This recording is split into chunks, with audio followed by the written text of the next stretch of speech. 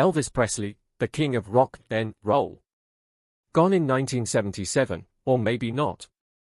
For decades, fans have been questioning, what if he never really left us? Strange sightings, FBI connections, and even speculations linking him to Pastor Bob Joyce, who some claim might actually be Elvis living a hidden life. Could Elvis have faked his own death and re-emerged as a new identity? Is it all wishful thinking, or is there something real here? Life beyond fame.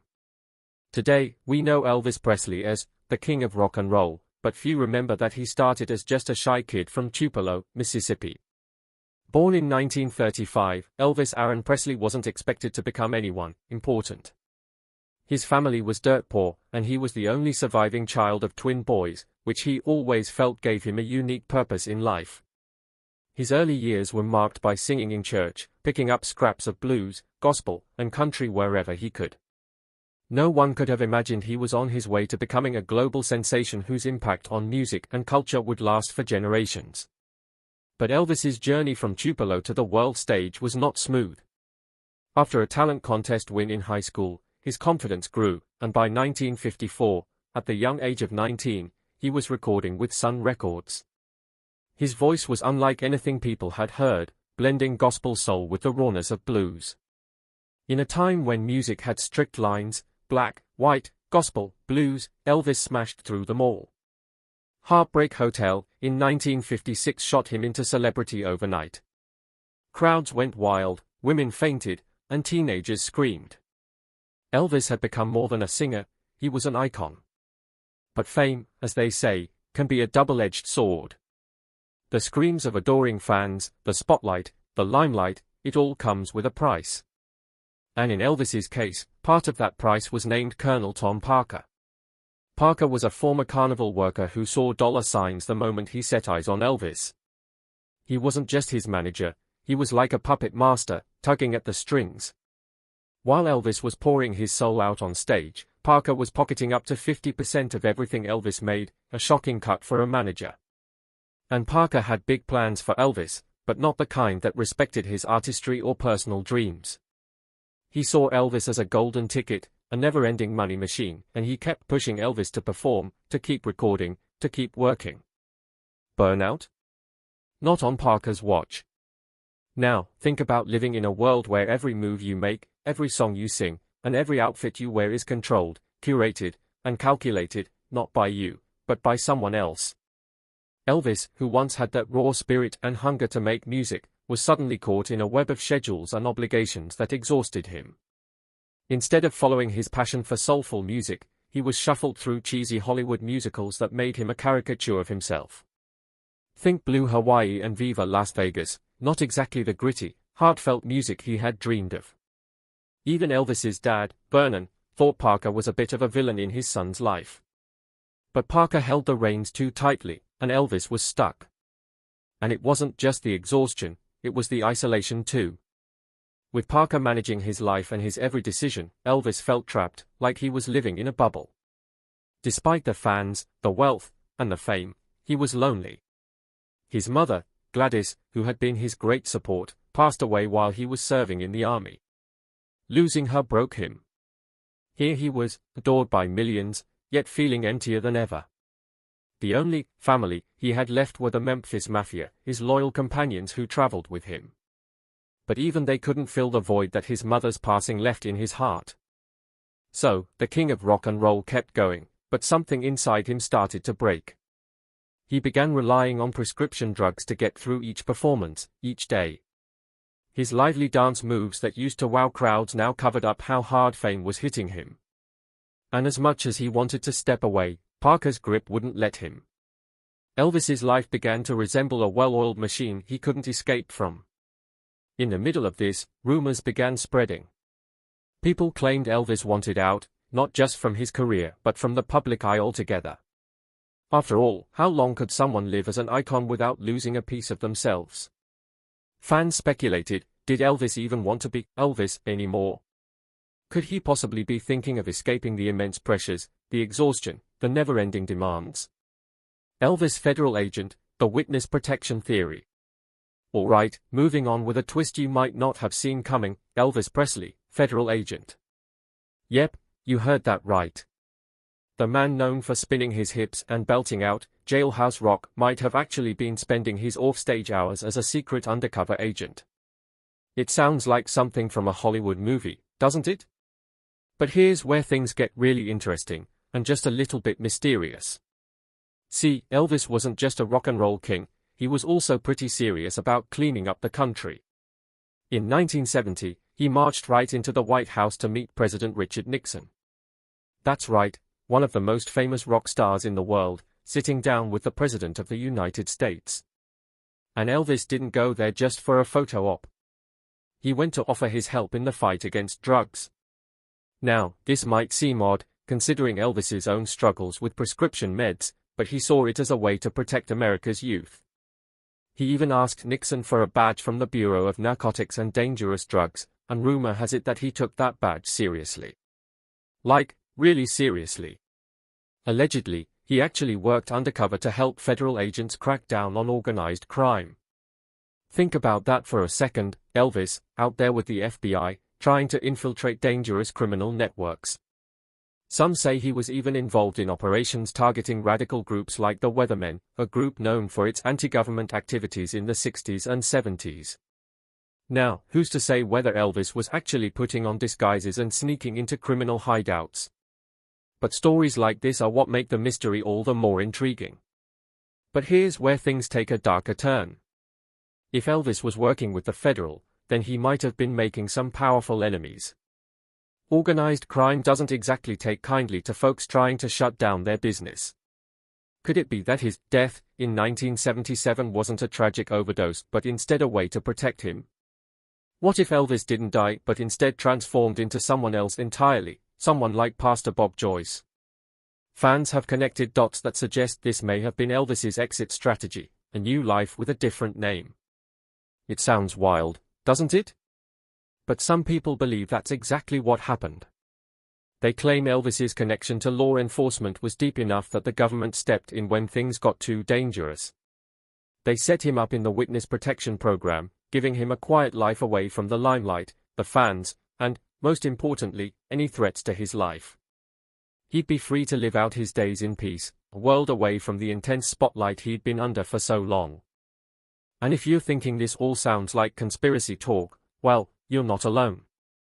It's easy to brush off stories like this as pure fantasy. But then you hear people claiming to have seen him after 1977 as if he were a ghost that refused to disappear. Elvis sightings kept popping up everywhere, gas stations, diners, and even a few national parks. Maybe it's just fans refusing to let go. Or maybe, just maybe, there's a grain of truth buried in all the mystery. So, what do you think? Could Elvis have swapped his white jumpsuit for a quiet, anonymous life somewhere far from the stage? Could he really have left it all behind to protect himself? And if he did, where is he now? Graceland Funeral Mystery. To support the previous controversies, we must discuss the day Elvis left us, or did he? When Elvis Presley passed away, on August 16, 1977, fans were left heartbroken. The king was gone. But not everyone bought it.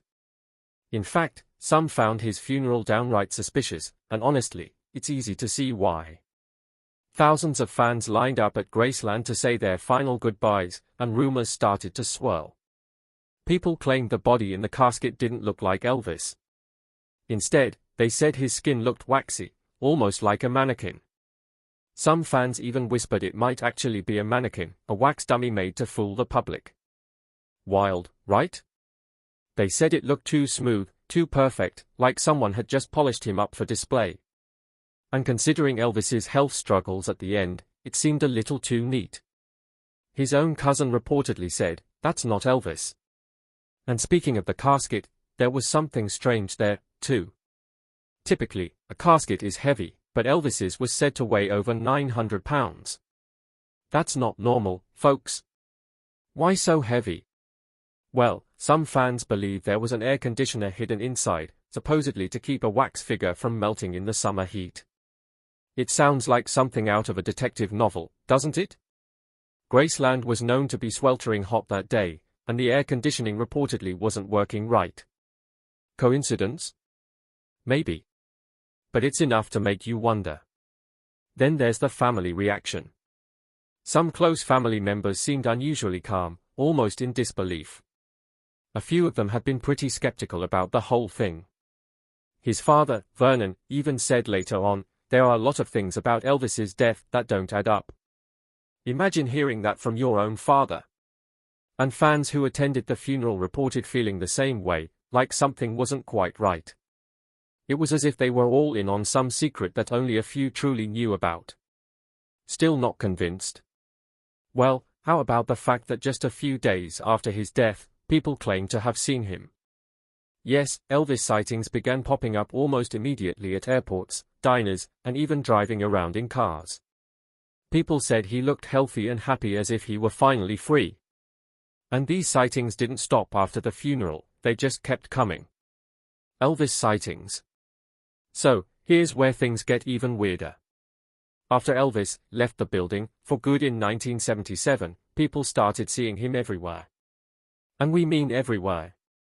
It's like you're walking down the street, maybe grabbing a coffee, and suddenly, you see someone who looks exactly like Elvis Presley. This wasn't just one or two folks seeing things, either.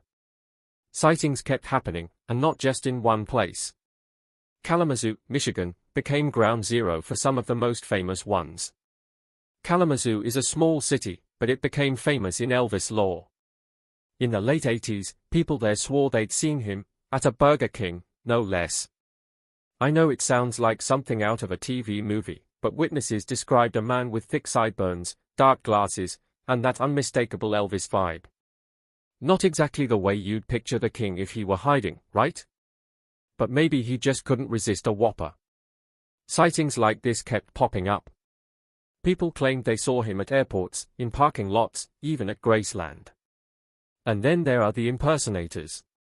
Now, sure, Elvis impersonators are a dime a dozen, and most of them are clearly just having fun. But occasionally, one comes along who looks just a little too much like Elvis. Take one guy who showed up in Las Vegas a few years after Elvis's death. He looked eerily close to the real thing, so much so that fans wondered if it was Elvis himself. Could the king have slipped into the world of impersonators to keep the spotlight without risking exposure? It sounds wild, but it wouldn't be the first time a celebrity toyed with their own fame. And the media, of course, jumped on these sightings. Documentaries, TV specials, you name it, they all explored these mysterious sightings. Shows like Unsolved Mysteries ran stories with supposed proof that Elvis was alive, stoking the fire for fans who refused to believe he was gone. Every so often, a new report would pop up, a grainy photo, a video clip, or an interview with someone claiming they had proof Elvis was out there. Sure, skeptics could brush off some of these as overexcited fans seeing what they wanted to see. But the considerable number of sightings made it harder to ignore.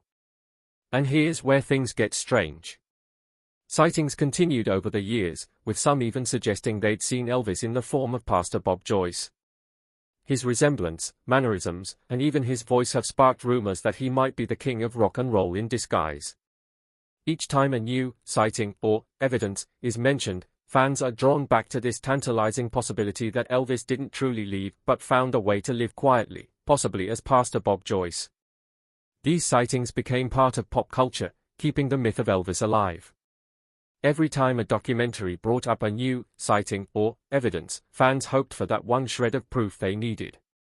Some may sound a bit far-fetched, but even after all these years, the idea that Elvis could still be out there is tempting to many. It's a mystery that never fully fades away, keeping fans guessing. But why? Why would Elvis go through all the trouble of hiding in plain sight? Was it just to stay close to the life he knew, or was he trying to tell us something? And most importantly, did Elvis fake his death? Did Elvis fake his death? And now, moving to the very suspenseful and most awaited part of this story, did Elvis Presley really fake his own death? Or is he now Pastor Bob Joyce? The more you dig, the more suspenseful details you see. Many people, including those close to him, believe something fishy is happening. Elvis's stepbrother, David Stanley, has a lot to say about this. He lived at Graceland for 17 years, traveling with the king until that fateful day, August 16, 1977. He shares some shocking insights in his new book, The Elvis Encyclopedia.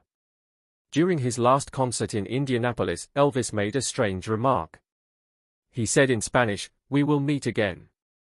David believes Elvis knew it was his last performance. Just 2 days before he died, Elvis hugged David and said, "You'll never see me again." Those words stuck with him. It's almost as if Elvis was hinting at something fishy. He was struggling with fame, battling addiction, and feeling very unhappy. David seems to think he planned his exit. Then there's Gail Brewer Giorgio, who wrote a best-selling book titled Is Elvis Alive? She believes Elvis might still live a quiet life out there. When Elvis was brought into the hospital on August 16, 1977, a nurse looked at him and remarked, "That's not Elvis Presley." She requested not to be named due to fears of losing her job.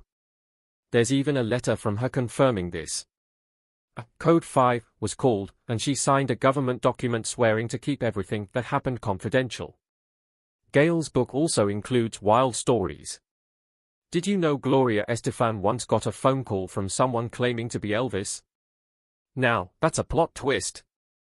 Even though she was recovering from an accident and had doubts about the call, it raises the question, who could be behind these mysterious sightings and claims? A woman even claimed she saw Elvis in Port St. Lucie, Florida, at a baseball game. When she called the police, they confirmed it was him. But when Gail followed up, it turned out to be a look-alike. So, was it just a case of mistaken identity, or was there more to the story? These stories don't stop there.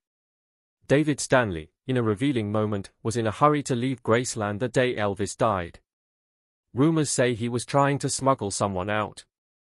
Who was this mystery person? And why were they hiding? The situation gets even murkier when you consider Ginger Alden, Elvis's girlfriend at the time. According to reports, she started hinting that foul play might be involved. She even suggested the body was found earlier than reported. With so many conflicting stories, it's like a giant puzzle missing key pieces. Monte Wayne Nicholson, a Los Angeles Sheriff's Department detective, has been investigating this mystery for over 15 years. He's written books on the subject and has done numerous TV appearances. When asked whether Elvis is alive or dead, he admitted it's a tough call. He said there's compelling evidence on both sides. It's almost like he's trapped in conspiracy theories. He even mentioned the idea that something isn't right about the circumstances surrounding Elvis's death. Could it be a cover-up involving the government? Or perhaps something darker? The more you listen to the theories, the more you want to know the truth. So, did Elvis Presley fake his death? Could the king of rock and roll still be out there, somewhere, hidden from view? Or are these just stories we tell ourselves to keep his memory alive? That's for you to decide. So, after hearing all of this, what do you really think? Could Elvis have actually pulled off the ultimate disappearing act, re-emerging as Pastor Bob Joyce to live a peaceful life away from the spotlight? Or is it just our way of keeping his legend alive? Let's hear your thoughts down below. And if you're hooked on the mystery, hit that like button, subscribe, and share the video.